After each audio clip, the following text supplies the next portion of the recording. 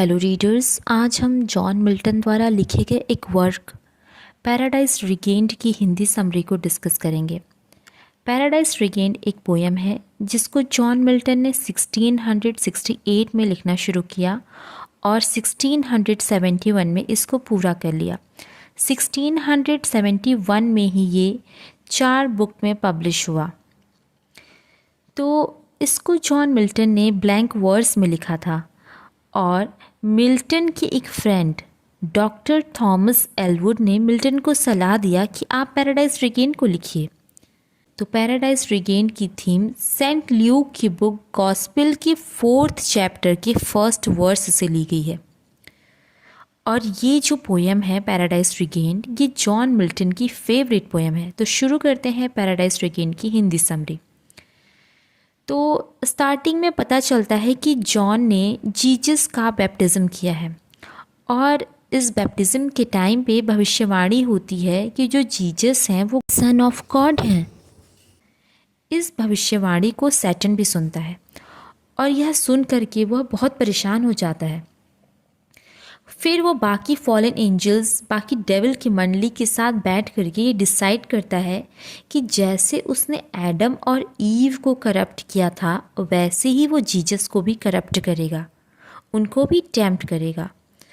तो इस टाइम जो गॉड हैं वो उतने डिसअपॉइंटेड नहीं हैं और गॉड को सैटन के प्लान के बारे में पता चल जाता है। तो वो गैब्रियल से कहते हैं कि इस बार वो एडम और ईव की तरह जीसस को करप्ट नहीं कर सकता।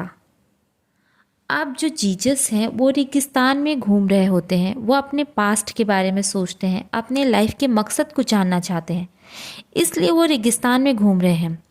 वो पूरे 40 दिन से उस रेगिस्तान में घूम रहे हैं, अभी सभी लोगों से डिस्कनेक्टेड हैं। तभी उनकी मुलाकात एक बूढ़े इंसान से होती है। वह बूढ़ा इंसान कोई और नहीं, सैटन ही है। सैटन जीसस को लालच देने की कोशिश करता है, उनको करप्ट करना चाहता है। वो उनसे कहता है कि पत्थरों की रोटी बना सकते हैं। तो इस पर उसको आंसर मिलता है कि जो ह्यूमन है वो सिर्फ रोटी पर जीवित नहीं रहता, क्योंकि ह्यूमन को गॉड द्वारा बोले गए शब्दों की आवश्यकता ज़्यादा होती है। Human beings can not live on bread alone but need every word God speaks.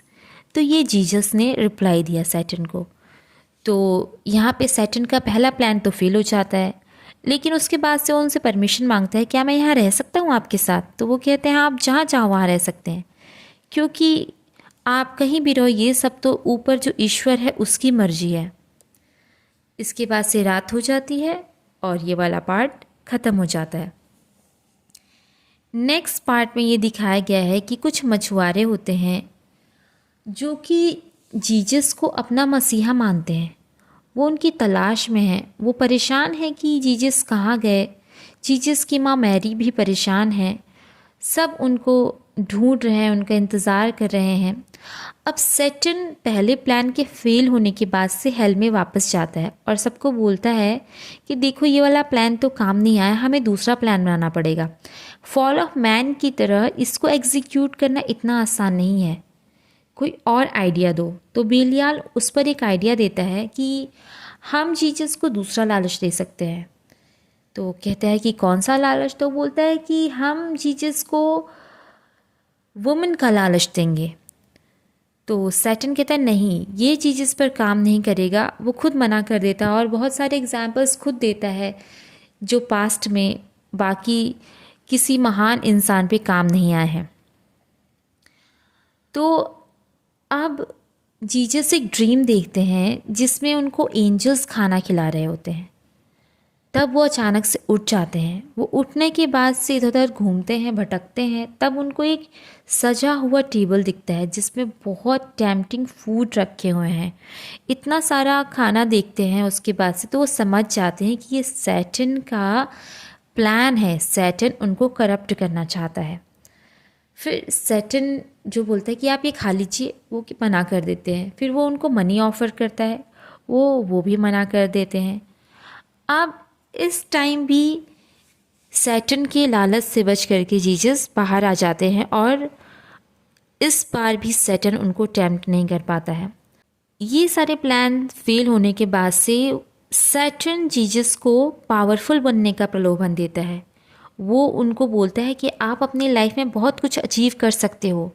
फिर उनको राज्य दिखाता है, पॉलिटिकल तरीके से उनको पावरफुल बनाना चाहता है, उनको करप्ट करना चाहता है। तो उनको एक राज्य दिखाता है कि देखिए आप इसके मालिक बन सकते हैं।